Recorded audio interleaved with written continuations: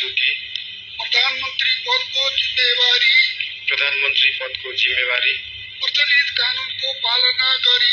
प्रचलित कानुनको पालना गरी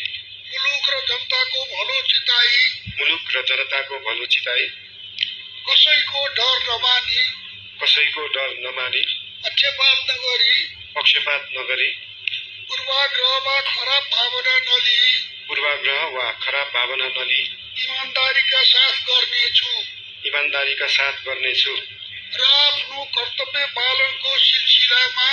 र आफ्नो कर्तव्य पालनको सिलसिलामा आफूलाई जानकारीमा आएको कुरा म पदमा बहाल रहँदा वा नरहँदा जुनसुकै अवस्थामा पनि प्रचलित कानुनको पालना गर्दा बाहेक अरू अवस्थामा कुनै किसिमबाट पनि प्रकट वा संकेत गर्ने छैन।